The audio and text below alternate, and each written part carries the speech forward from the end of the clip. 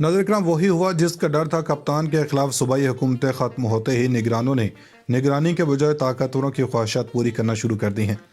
कप्तान के खिलाड़ियों के खिलाफ बड़ा खेल, कप्तान के खिलाफ भी खौफनाक तैयारियां, कप्तान के जवाबी वार ने सबको हिला कर रख दिया। सारी चालें उल्टी पड़ने का इम्कान। अदालत में फवाद चौधरी ने इलेक्शन कमीशन वालों को दिन में तारे दिखा दिए। कप्तान के खिलाड़ी की दलेराना वापसी, फवाद चौधरी अदालत में इलेक्शन कमीशन की बोलती बंद कर दी। चेयरमैन पीटीए और साबिक वज़ीर-ए-आज़म इमरान खान ने कहा कि रजीम चेंज में सबसे बड़ा किरदार मोहसिन नकवी का था। इन्होंने कहा कि मोहसिन नकवी साफ शफाफ इंतखाबात करवाने नहीं आए। मैं जब तक जिंदा हूँ मुल्क के लिए जद्दोजहद जारी रखूँगा। चेयरमैन पीटीए इमरान खान ने प्रेस कॉन्फ्रेंस करते हुए कहा कि 26 साल पहले अपनी जमात का नाम इंसाफ की तहरीक रखा था और जिन ममालिक में कानून की बालादस्ती है वो खुशहाल हैं। मुझे हुकूमत से साजिश के तहत बाहर निकाला तो अवाम लाखों की तादाद में सड़कों पर निकले। इन्होंने कहा कि आज तक जितनी इज्जत मुझे मिली इतनी कौन से वज़ीर आज़म को मिली। मेरे लिए वज़ारत उस्मा की कोई अहमियत नहीं, जबकि आज कौम एक बहुत ख़तरनाक मोड़ पर खड़ी है। जुल्म और नाइंसाफ़ी के सामने खड़े होने का नाम जहाद है और अल्लाह ताला ने हम पर जहाद फ़र्ज़ किया हुआ है। इमरान खान ने कहा कि मदीना की रियासत में पहले अदल इंसाफ आया, फिर खुशहाली आई, क्योंकि खुशहाली इंसाफ के साथ होती है और चीन ने 30 साल में 70 करोड़ लोगों को गुर्बत से निकाल लिया। इन्होंने कहा कि अप्रैल में हमारी हुकूमत गई तो आटा 65 रुपये किलो था और आलमी मार्केट में कीमतें कम होने के बावजूद यहाँ पेट्रोल और डीजल महंगा है।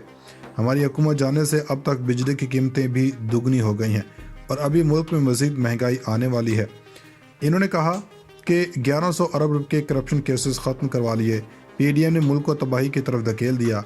इन्होंने कहा कि मैं किसी सूरत चोरों की ग़ुलामी कबूल नहीं करूँगा और मैं आखिरी गेंद तक लड़ूंगा। इमरान खान ने कहा कि मौजूदा सेटअप मुल्क को तबाही की तरफ लेकर जा रहा है और मोहसिन नकवी साफ और शफाफ इंतखाबात करवाने नहीं आए, जबकि साफ और शफाफ इंतखाबात से मुल्क में इस्तेहकाम आ सकता है। दूसरी जनब कप्तान के खिलाड़ी फवाद चौधरी ने भी गिरफ्तारी के बाद दबंग अंदाज अपना लिया है। इन्होंने इस्लामाबाद हाई कोर्ट में इलेक्शन कमीशन के खिलाफ बेहतरीन अंदाज में बॉलिंग करके सबको हैरान कर दिया। पाकिस्तान तहरीक इंसाफ के तर्जुमान फवाद चौधरी ने केस डिस्चार्ज करने की इस्तदा कर दी। इन्होंने अदालत में कहा कि FIR को कानून मान लिया गया तो इंसानी हकूक़ की खिलाफ वर्जी होगी। इनका मौक़िफ़ है कि अगर कोई तनकीद करेगा तो बगावत का मुकदमा दर्ज कर दिया जाए। इन्होंने अदालत में अपना मौक़िफ़ पेश करते हुए कहा कि मेरी बातों का गलत मतलब लिया गया। मैं धमकी नहीं दे रहा था, सिर्फ समझा रहा था। मैं किसी इज्तिमा से नहीं बल्कि मीडिया टॉक कर रहा था। मेरे खिलाफ बगावत का मुकदमा दर्ज करके मुझे नेल्सन मंडेला और भगत सिंह बना दिया गया। आज़ादी की जद्दोजहद करने वालों के खिलाफ भी ऐसी बातें होती थीं। वो लोग भी जब हकूक़ की बात करते थे तो रियासत मुखालिफ बना दिया जाता था। फवाद चौधरी ने कहा कि पार्टी का तर्जुमान हूँ, जो भी बात करता हूँ पार्टी पॉलिसी होती है। ज़रूरी नहीं मैं जो बात करूँ वो मेरा ज़ाती ख्याल हो। इलेक्शन कमीशन ना कोई स्टेट है और ना ही हुकूमत है। इलेक्शन कमीशन पर तनकीद नहीं कर सकते तो मतलब किसी पर तनकीद नहीं कर सकते। ऐसे फिर कोई भी तनकीद नहीं कर सके और ऐसे जमहूरियत चल ही नहीं सकती। इस दौरान सीनियर वकील और पार्लियामेंटेरियन और साबिक वफाकी वज़ीर हूँ। मैं कोई दहशतगर्द नहीं हूँ कि मुझे CTD में रखा गया। इस तरह इस्लामाबाद F8 कचहरी में फवाद चौधरी के खिलाफ केस की समाअत हुई, जिसमें तफ्तीशी अफसर ने अदालत से फवाद चौधरी के 8 रोज़ा जिस्मानी रिमांड की इस्तदा की। फवाद चौधरी ने कहा कि बाहर 1500 पुलिस एहलकार तैनात हैं, फिर भी अदालत के अंदर हथकड़ी लगाई हुई है। इस्लामाबाद पुलिस से कहीं इस तरह का रवैया इख्तियार न करें। मैं सुप्रीम कोर्ट का वकील भी हूँ, इस तरह का बर्ताव न किया जाए। हथकड़ी खोली जाए। 5 मिनट वकला और 5 मिनट फैमिली से बात करनी है।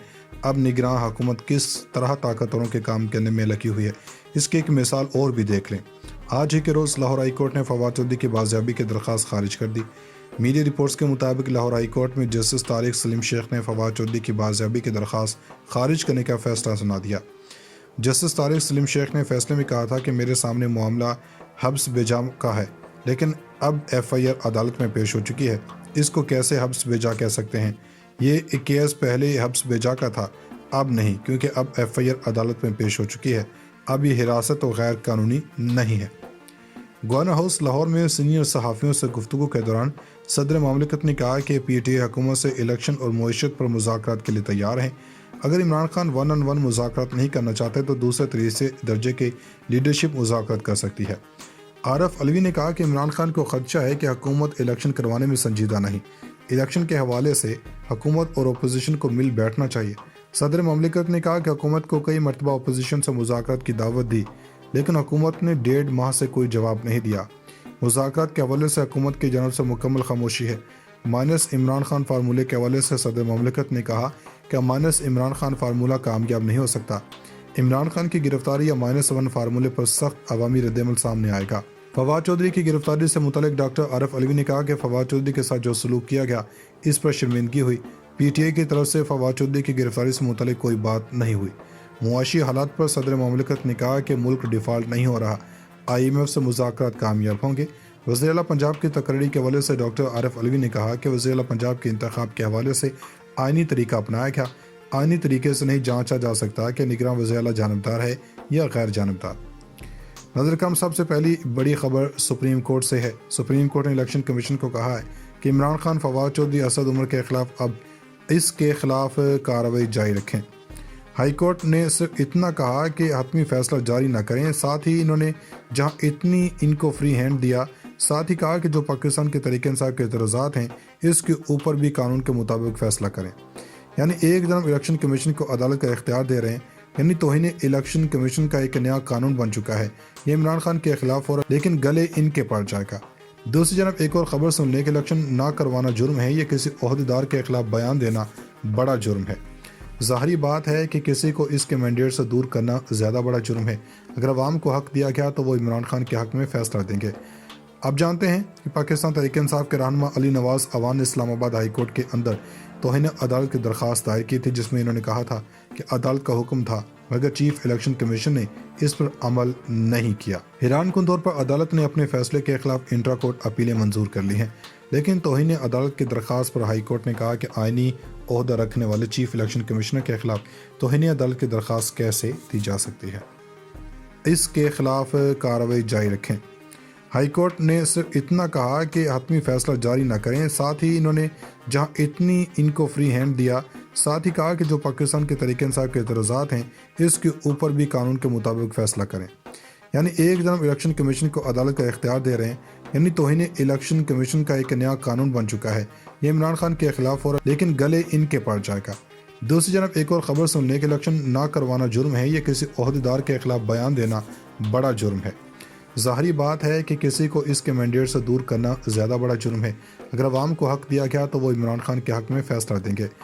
اب جانتے ہیں کہ پاکستان تحریک انصاف کے رہنما علی نواز عوان نے اسلام آباد ہائی کورٹ کے اندر توہین عدالت کی درخواست دائر کی تھی، جس میں انہوں نے کہا تھا کہ عدالت کا حکم تھا مگر چیف الیکشن کمیشن نے اس پر عمل نہیں کیا۔ حیران کن طور پر عدالت نے اپنے فیصلے کے خلاف انٹرا کورٹ اپیلیں منظور کر لی ہیں، لیکن توہین عدالت کی درخواست پر ہائی کورٹ نے کہا کہ آئینی عہدہ رکھنے والے چیف الیکشن کمشنر کے خلاف توہین عدالت کی درخواست کیسے دی جا سکتی ہے۔